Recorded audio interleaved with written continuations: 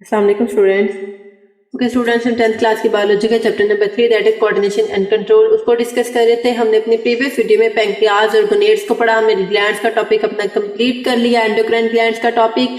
ठीक है, previous video में हमने पैंक्रियाज को पढ़ा। पैंक्रियाज को देखा कि वो exocrine as an exocrine gland भी एक्ट कर सकता है, एज एन एंडोक्राइन ग्लैंड भी एक्ट कर सकता है। उसके बाद हमने इसमें गोनेड्स पढ़ा। हमने पैंक्रियाज और गोनेड्स के डिफरेंट हार्मोन्स पढ़े, उन हार्मोन्स का फंक्शन पढ़ा, उन हार्मोन्स का रोल पढ़ा कि ह्यूमन बॉडी में रोल कौन सा रोल प्ले करते हैं ये गोनेड्स और पैंक्रियाज के सारे हार्मोन्स।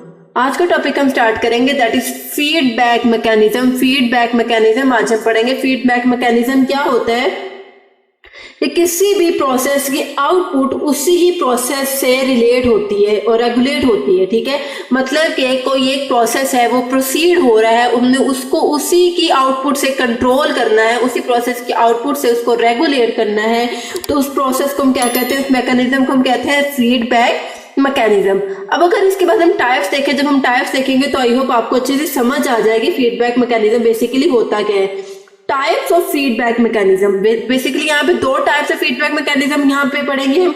नंबर 1 हम पढ़ेंगे negative feedback mechanism and number 2 is positive feedback mechanism. अब ये दोनों क्या है, नेगेटिव फीडबैक मैकेनिज्म क्या है, पॉजिटिव फीडबैक मैकेनिज्म क्या है, उसके बाद हम इन दोनों को एक एग्जांपल के थ्रू पढ़ेंगे, इन दोनों को कि किस तरह से जो है नेगेटिव फीडबैक मैकेनिज्म रेगुलेट होता है और किस तरह से पॉजिटिव फीडबैक मैकेनिज्म रेगुलेट होता है या प्रोसीड होता है।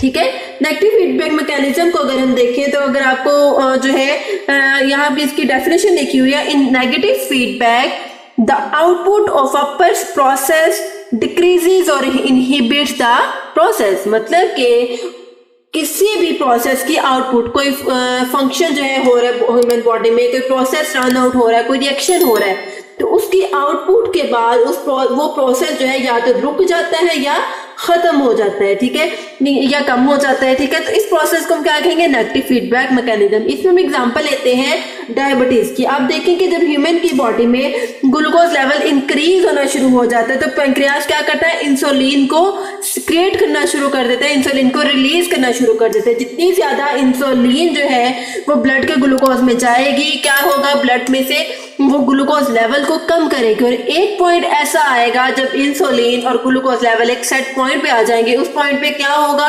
दोबारा से इंसुलिन तो नहीं बनती रहेगी, इस तरह से ग्लूकोज की कमी हो जाएगी। जब ग्लूकोज का सेट पॉइंट आ जाता है ह्यूमन की बॉडी में, तब पैंक्रियाज इंसुलिन की प्रोडक्शन को रोक देता है। तो इसमें हमने क्या देखा, पहले ग्लूकोज लेवल इंक्रीज था लेकिन बाद में ग्लूकोज लेवल डिक्रीज हो गया, मतलब उसकी आउटपुट उसी प्रोसेस, सेम प्रोसेस है, ग्लूकोज है, इंसुलिन है, लेकिन क्या हुआ, उसकी आउटपुट में जो है वो कमी आ गई, उसकी आउटपुट रुक गई या उसमें कमी आ गई। जिस प्रोसेस को हम क्या कहेंगे, नेगेटिव फीडबैक मैकेनिज्म। इसी में एक और लेते हैं कि जब ह्यूमन की बॉडी में ग्लूकोज लेवल कम होता है, ठीक है, ग्लूकोज डाउन हो रही है, शुगर लेवल डाउन हो रहा है, तो पैंक्रियाज क्या करेगा, पैंक्रियाज जो है ग्लूकागोन हार्मोन को रिलीज करना शुरू करेगा। वो ग्लूकागोन ग्लाइकोजन और उसके बाद ग्लूकोज की फॉर्म में ब्लड में डिसॉल्व होगा। जब ब्लड में डिसॉल्व होगा एक सेट पॉइंट आएगा जब ब्लड में ग्लूकोज लेवल मेंटेन हो जाएगा, ग्लूकोज की कमी नहीं होगी, शुगर लेवल डाउन नहीं होगा, तो उसके बाद क्या होगा, पैंक्रियाज ग्लूकागोन की प्रोडक्शन को, उसके फॉर्मेशन को रोक देगा कि अब हमें और ग्लूकागोन नहीं चाहिए क्योंकि हमारे ब्लड में ग्लूकोज और इंसुलिन का लेवल मेंटेन हो चुका है। तो ये क्या है, नेगेटिव फीडबैक मैकेनिज्म, जिसमें किसी प्रोसेस की आउटपुट उसी प्रोसेस के प्रोसीड होने से उसकी आउटपुट में कमी आ जाती है, उसकी आउटपुट डिक्रीज हो जाती है या इनहिबिट हो जाती है। The mechanism works to return a condition to its normal value। कि mechanism तब प्रोसीड होता है जब हमारी कोई प्रोडक्शन जो है, कोई भी प्रोसेस जो है वो या तो हायर लेवल पे प्रोसीड हो रहा है या लोअर लेवल पे प्रोसीड हो रहा है। जब तक इसकी नॉर्मल वैल्यू नहीं आती, नेगेटिव फीडबैक मैकेनिज्म जो है वो प्रोसीड होता रहता है। इसमें एग्जांपल देखते हैं। When blood glucose concentration rises, pancreas secretes insulin। ये क्या करेगा, it decreases blood glucose level, decline in blood glucose concentration to normal set point inhibits the secretion of insulin.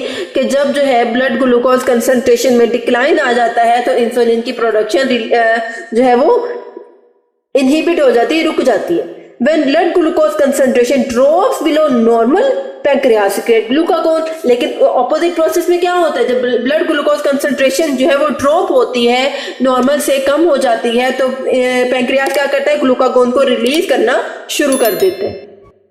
जब ग्लूकागोन की प्रोडक्शन होगी तब क्या होगा, it raises blood glucose concentration, blood में ग्लूकोज का लेवल इंक्रीज होना शुरू हो जाएगा। Rise in blood glucose concentration to normal set point, जब तक कि blood glucose concentration normal set point तक नहीं पहुंच जाता, ग्लूकागोन की प्रोडक्शन जो है वो इनहिबिट हो जाती है उसके सेट पॉइंट तक पहुंचने के बाद।